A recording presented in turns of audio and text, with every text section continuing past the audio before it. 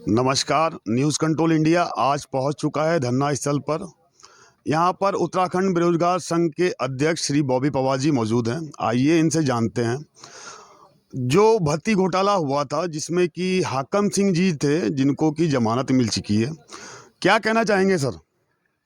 देखिए, हाकम सिंह को जमानत मिलना या हाकम सिंह जैसे परीक्षा माफियाओं को जमानत मिलना सीधा दर्शाता है कि सरकार चाहती है कि माफिया बाहर आए। सरकार चाहती है कि जो रास्ते उन्होंने चुनाव में पैसा इकट्ठा करने के लिए बनाए थे वो रास्ते फिर से बने। जी मैं ये कहना चाहता हूँ कि अगर कहीं ना कहीं हाकम सिंह जैसे लोगों की जमानत हुई है तो कहीं ना कहीं SIT, STF और उत्तराखंड सरकार का फेलियर है। जी और वो फेलियर इसलिए है कि उत्तराखंड SIT हो, STF हो, उन लोगों ने जो एविडेंस थे उन एविडेंसों को सही तरीके से रखा नहीं है।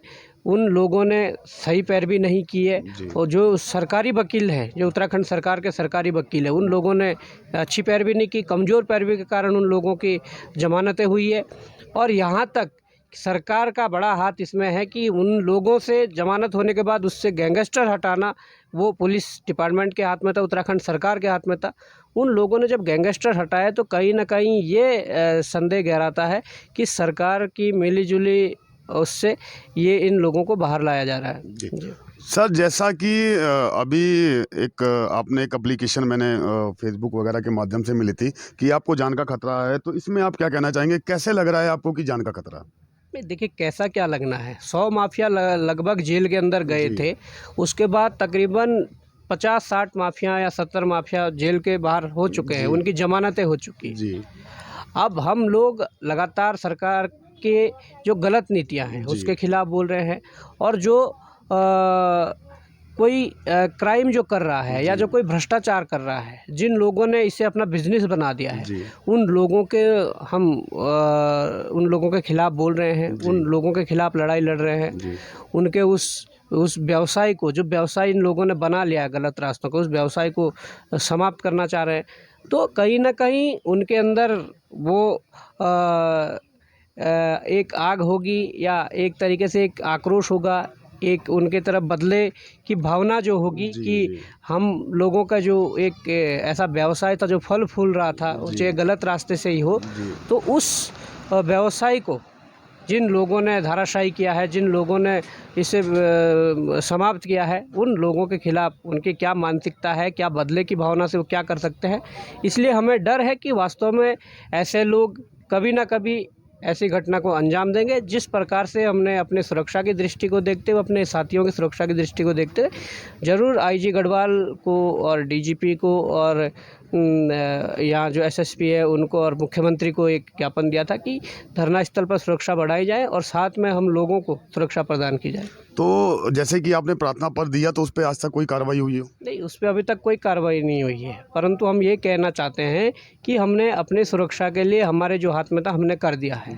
उसके बाद सरकार करे ना करे वो उनके ऊपर निर्भर करता है। और उसकी सीधी सी ये बात है, अगर कल के दिन में कुछ ऐसा होता है, कल के दिन कोई ऐसी घटना होती है, तो उसकी जिम्मेदारी उत्तराखंड के मुख्यमंत्री की होगी, क्योंकि हमने पहले ही उन्हें सूचित कर दिया है, उन्हें पहले ही बता दिया है।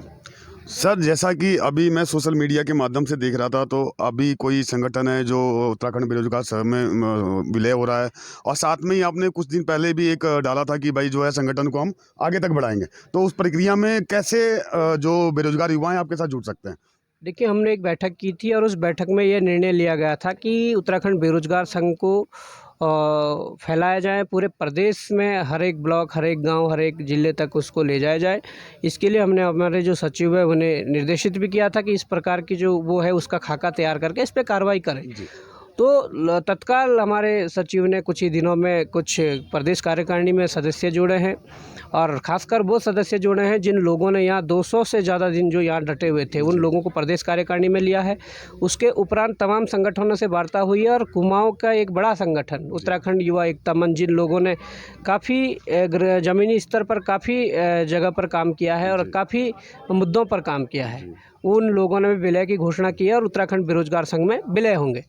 तो इस प्रकार की हमारी रणनीति है कि जिस प्रकार से पार्टियां अपने बूथ लेवल तक जो लोगों को रखती है और उन लोगों के माध्यम से वहाँ पर जनता को गुमराह भी करते हैं, जनता को अपनी बातें भी बताते हैं। उसी प्रकार हमारा भी एक कोशिश है कि हम भी उस बूथ लेवल तक जाएं और जो सरकारों द्वारा या राजनीतिक दलों द्वारा कोई ऐसी बात फैलाई जाए बूथ लेवल पर या गांव तक कि जो समाज हित में ना हो, जो अफवाह हो, तो उसका खंडन करने के लिए, उसकी सच्चाई दिखाने के लिए हमारा भी एक व्यक्ति वहाँ होना चाहिए। इसलिए हम संगठन को पूरे बूथ तक हम भी उसे ले जाएंगे। कैसे जुड़ सकते हैं? जो अगर कोई युवा आपके साथ जुड़ना चाहता है तो उसके बारे में कुछ बताएंगे सर? देखिए, हमने एक गूगल फॉर्म बनाया है जो ऑनलाइन लिंक एक है। उस लिंक में एक फॉर्म भरना है और उस फॉर्म भरने के बाद आप उत्तराखंड बेरोजगार संघ की सदस्यता ले सकते हैं। उसके उपरांत जो हमारे जो नंबर है, जो एक पब्लिक नंबर किया है, जो उत्तराखंड बेरोजगार संघ का नंबर है, उसके ज़रिए भी आप कांटेक्ट कर सकते हैं। परंतु अभी फ़िलहाल जुड़ने का जो वो है, वो एक ऑनलाइन लिंक है जिसके ज़रिए आप पूरे फॉर्म को फिलअप करके आप उत्तराखंड बेरोजगार संघ में जुड़ सकते हैं। जैसे कि गूगल फॉर्म का एक लिंक है और उसी के द्वारा से ज्वाइन कर सकते हैं। सर, और कुछ कहना चाहेंगे? कुछ जनता को कोई संदेश देना चाहें या बेरोजगार युवाओं को कोई संदेश देना चाहें? नहीं, संदेश ये देना चाहेंगे कि लगातार लड़ाई जारी है। कोई ये ना सोचे कि थक हार के बैठ गए हैं या कुछ नहीं होने वाला। लगातार लड़ाई जारी है और हमारी कोशिश ये है कि संगठन को मजबूत करने के साथ साथ प्रदेश हित की जो ये लड़ाई लड़ी जा रही है, जो उत्तराखंड में, ये आपने कहा कि परीक्षा माफिया छूट रहे हैं, तो इसलिए छूट रहे कि एसआईटी और एसटीएफ ने कमज़ोर पैरवी की है, सरकार ने कमज़ोर पैरवी की है। अगर यही केस सीबीआई के पास होता तो कम से कम जो माफिया अंदर गए हैं उनके जो आका है, वो चाहे कोई विधायक मंत्री हो, चाहे कोई बड़े अधिकारी हो, वो लोग भी रडार पर होते और कहीं ना कहीं उन पर भी कार्रवाई होती। इसलिए हम सीबीआई के लिए यहाँ बैठे हैं। दूसरी बात यह कि तमाम विभागों में जो भ्रष्टाचार हो रहा है, जो चाहे किसी भी डिपार्टमेंट में हो, किसी भी तरह का भ्रष्टाचार हो, लगातार जिस पर हमारी नज़रें पड़ रही है, हम जरूर उसको जनता के सामने ला रहे हैं और सरकार को उस पर कार्रवाई करनी पड़ रही है। जी, अभी पूर्व में हमने देखा कि चक्राता साइड से एक लड़की थी, दोनों अस्पताल में उसकी किसी प्रकार से जो है मौत हो गई थी।